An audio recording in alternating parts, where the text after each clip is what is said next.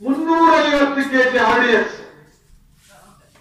ಆ ಭದ್ರತೆ ಇರ್ತಕ್ಕಂಥ ಭಾರತದಲ್ಲಿ ತಾಂಡ ಜೀಪ ತುಂಬಿಕೊಂಡು ಬಸ್ಸಿಗೆ ಹೋದ ನಮ್ಮ ಸೈನಿಕರನ್ನ ಹತ್ಯೆ ಮಾಡ್ತಾರೆ ಅಂತ ಹೇಳಿದ್ರೆ ಎಲ್ಲೋಗಿತ್ತು ನಿಮ್ಮ ಭದ್ರತೆ?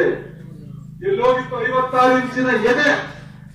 ಎಲ್ಲೋಗಿತ್ತು ಮೋದಿಯ ಶೌರ್ಯ ಅಂತಕ್ಕಂಥ ಪ್ರಶ್ನೆಯನ್ನು ನಾವು ಕೇಳಬೇಕ ಬೇಡ?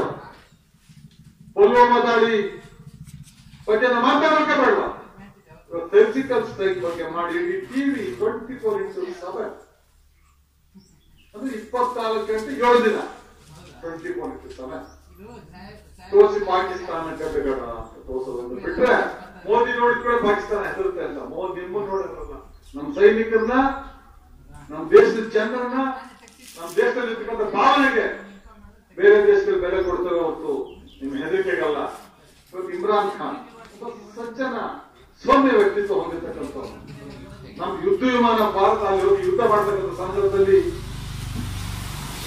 ಅದು ಪತನಾಗಿ ಪೈಲಟ್ ಕೆಳಗಿದ್ದ ನಮ್ಮ ದೇಶಕ್ಕೆ ವಾಪಸ್ ಗೌರವ ಕಳಿಸ್ಕೊಡ್ತಾರೆ ಅಂತಂದ್ರೆ ಅದು ಸೌಜನ್ಯ, ಭಯ ಇದ್ದಿದ್ರೆ ನಿಮ್ ಪಾರ್ಲಿಮೆಂಟ್ ಇಂದ ಗುಂಡು ಹೊಡೆದು ನೀವು ಅಧಿಕಾರದಲ್ಲಿ ಗುಂಡು ಹೊಡೆದು ಸೈನಿಕರು.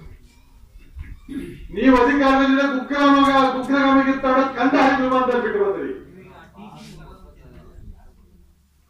ಅಕ್ಷರಧಾಮಕ್ಕೆ ದಾಳಿ ಆಯ್ತು ನೀವಿದ್ದಾಗ,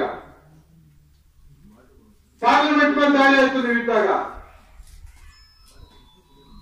ಪಠಾನ್ಕೋಟ್ ಯುದ್ಧ ತರಬೇತಿ ಶಿಬಿರದ ಮೇಲೆ ದಾಳಿ ಆಯ್ತು ನೀವಿದ್ದಾಗ. ಆವಾಗ ಎಲ್ಲತ್ತು ನಿಮ್ಮ ಪೌರುಷ, ನಿಮ್ಮ 58 ಅಧಿಕಾರಕ್ಕೆ? ನೀವು ಭದ್ರತೆ ಬಗ್ಗೆ, ನಮ್ಮ ದೇಶದ ಸೆಕ್ಯೂರಿಟಿ ಬಗ್ಗೆ, ನಮ್ಮ ದೇಶದ ಭವಿಷ್ಯದ ಬಗ್ಗೆ ನಿಮಗೆ ಮಾತಾಡೋದಕ್ಕೆ ಅಧಿಕಾರ ಇಲ್ಲ. ಈ ದೇಶದ ಪ್ರಧಾನಮಂತ್ರಿ